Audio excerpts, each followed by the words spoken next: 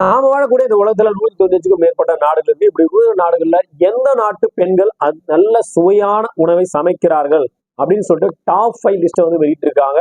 Taste of atlas அப்படின்னு சொல்லக்கூடிய அந்த நிறுவனம் வெளியிட்டிருக்கக்கூடிய அந்த தகவலை தான் நாம இன்னைக்கு பதிவுல பார்க்க போறோம். அதாவது இந்த உலகத்திலே சுவையான உணவை சமைச்சு தயாரிச்சு கொடுக்கக்கூடிய பெண்கள் இருக்கக்கூடிய நாடுகள். ஸோ அந்த டாப் 5 லிஸ்ட்டை பார்க்கறதுக்கு முன்னாடி நம்ம சேனல் ஃபர்ஸ்ட் டைம் தான் பாக்குறீங்கன்னு சொன்னா சப்ஸ்கிரைப் பண்ணி வச்சுக்கோங்க. அப்பதான் நாம போடக்கூடிய அற்புதமான அதிசயமான தகவல் உங்களுக்கு தெரிஞ்சுட்டே இருக்கும். அதை பார்த்து நீங்க பயன்பெற முடியும். மேலும் நீங்க பண்ற ஒவ்வொரு சப்ஸ்கிரைபுக்கும் உங்கள் சார்பாக ஒவ்வொரு பழ விதைகளும் ஒவ்வொரு மரக்கன்றுகளும் நடப்படும் விஷயம் தெரிஞ்சுக்கணும். வாங்க இப்ப வீடியோக்குள்ள போலாம். உலகத்தின் சுவையாக சமைக்கக்கூடிய 5 நாட்டு பெண்கள் எந்தெந்த நாடு அப்படின்ற தகவலை தெரிஞ்சுக்கலாம். நாம வாழக்கூடிய இந்த உலகத்துல ஒரு முக்கியமான விஷயம், முக்கியமான ஒரு காரணம் அப்படின்னு பாத்தீங்கன்னா காரணம்னு சொல்லலாம். ஸோ நாம எல்லாம் இருக்கிறதுக்கான ஒரு முக்கியமான விஷயம் என்னன்னு கேட்டீங்கன்னா உணவு. ஸோ உணவு தான் இந்த நாட்டின் பிரதான விஷயமா பார்க்கப்படுது. உணவுக்காக தான் எல்லாருமே பாத்தீங்கன்னா முயற்சி பண்ணிட்டு இருக்காங்க. அவங்களுக்கு தேவையான உணவு, தேவையான எல்லா விஷயத்தையும் பெறதுக்காக தான் பாத்தீங்கன்னா வேலை, எல்லா விஷயத்தையும் உணவு, பசி அப்படின்னு ஒரு விஷயம் இல்ல, வயிற்றுக்கு சாப்பாடு தேவைப்படும்ன்ற ஒரு விஷயம் இல்லாம இருந்தா யாருமே எந்த வேலையும் செய்ய மாட்டோம், எதுவும் போக மாட்டோம், எதுவும் பண்ண மாட்டோம். உலகம் முன்னேறின போல எப்படி கடவுளால் படைக்கப்பட்டதுன்னு சில பேர் சொல்றாங்க, இயற்கையா உருவானது சில பேர் சொல்லுவாங்க. ஸோ கடவுளால் படைக்கப்பட்டதா இருந்தாலும் இறைவனால் உருவாக்கப்பட்டதா இருந்தாலும் எப்படி இயற்கையா இருந்தோ அப்படியே இருந்திருக்கும், எந்த பிரச்சனையும் வந்திருக்காது. இது மாதிரி உலகத்துக்கு ஒரு பெரிய ஆபத்து வருது அது இது எதுவுமே இருந்திருக்காதுங்க. ஸோ பசி இல்லைன்னா, ஆனா நமக்கு எல்லாருக்கும் பசிக்குது. ஸோ கண்டிப்பா ஒவ்வொரு மனிதரும் ஒவ்வொரு உயிரினமும் உணவுக்காக பாத்தீங்கன்னா உணவு தேவைப்படுது, அப்படி போயிடுவோம்.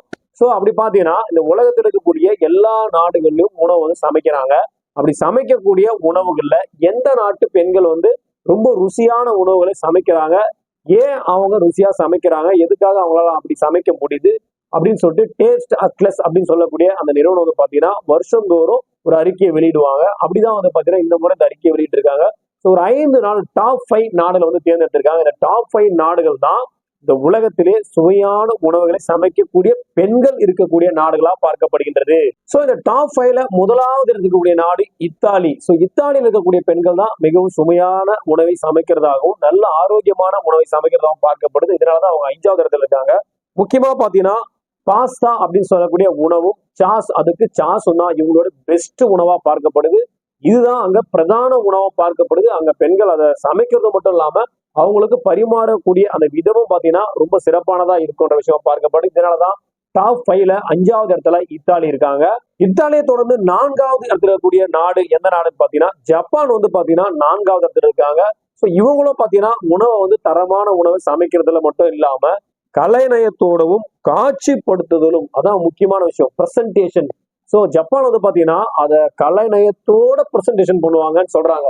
அவங்க சமைக்கக்கூடிய அந்த உணவை, அவங்க முக்கியமா சமைக்கக்கூடிய உணவு என்னன்னு பாத்தீங்கன்னா சுஷி, கைசேகி அப்படின்னு சொல்லக்கூடிய அந்த 2 உணவுகள் தான் ஜப்பான்ல ரொம்ப பிரதானமான உணவா பார்க்கப்படுது.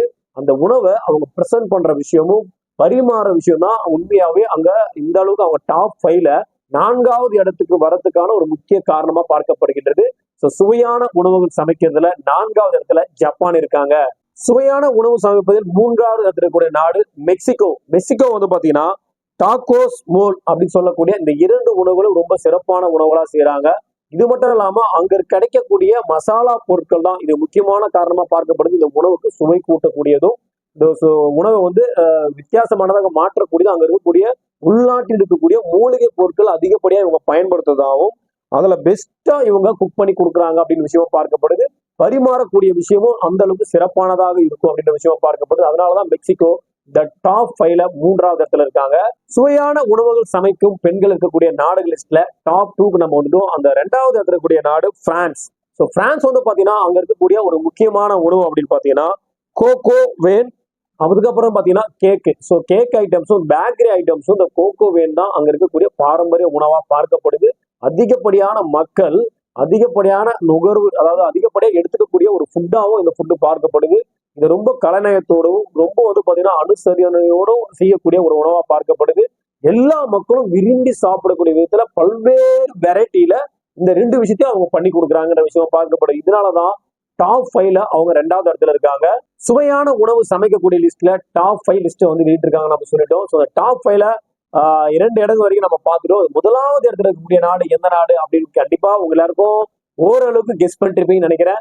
ஸோ நம்ம இந்திய நாடு தான் முதலாவது இடத்துல இருக்கு. இந்தியாவில் இருக்கக்கூடிய பெண்கள் தான் மிகவும் சுவையான உணவை சமைப்பதிலும் பரிமாறுவதிலும் குடும்பத்தை பார்ப்பதிலும் முக்கியமான பங்காற்றாங்க.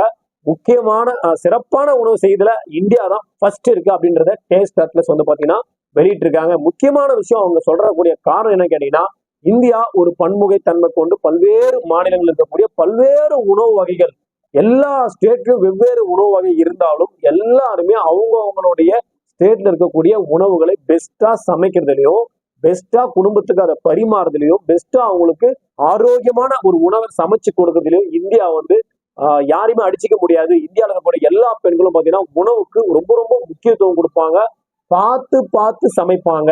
முக்கியமான விஷயம், இந்தியாவில் இருக்கக்கூடிய பெண்கள் உணவை மிகவும் அன்போடு சமைப்பார்கள், அன்போடு பரிமாறுவார்கள், அன்பும் சேர்ந்துதான் அந்த உணவு இருக்கும். ஸோ நம்ம பார்த்த டாப் 5ல எல்லாருமே ரூல்ஸ் அண்ட் ரெகுலேஷனை ஃபாலோ பண்ணுவாங்கன்னு சொல்லியிருக்காங்க. இந்தியாவுக்கு மட்டும்தான் இந்த டேஸ்ட் அட்லஸ் இந்த ஒரு வார்த்தை சொல்லியிருக்காங்க, அன்போடு பரிமாறுவதிலும் அன்போடு சமைப்பதிலும். சமைக்கும் போதே அவங்க அன்போடு தான் சமைப்பாங்களாம். தங்களுடைய குழந்தைகளுக்காகவும், தங்களுடைய ஃபேமிலிக்காகவும், தன்னுடைய கணவருக்காகவும், இல்ல அப்பாக்காக அம்மாக்காக, இது போல அவங்க விரும்பி என்ஜாய் பண்ணி சமைப்பாங்க அப்படின்ற விஷயத்த சொல்லியிருக்காங்க.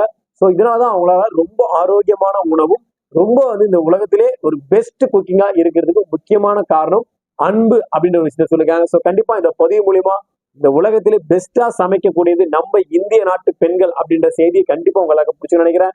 பெண்கள் நீங்க எல்லாம் பார்த்துருக்கீங்க, உங்களுக்கு யாருக்கெல்லாம் பெண்கள் சமைக்கிறது பிடிக்கும் அப்படின்றீங்களோ ஒரு லைக் பட்டன் பிரஸ் பண்ணி விட்டுருங்க. அதே போல ஃபர்ஸ்ட் டைம் நம்ம சேனலை பாக்குறீங்க சொன்னா சப்ஸ்கிரைப் வச்சுக்கோங்க. அப்பதான் நாம போடக்கூடிய அற்புதமான அதிசயமான தகவலை உங்களுக்கு தெரிஞ்சுட்டே இருக்கும். மேலும் நீங்க பண்ற ஒவ்வொரு சப்ஸ்கிரைபுக்கும் ஒவ்வொரு மரக்கன்றுகான பொருள் தெரிவிச்சுக்கிறோம்.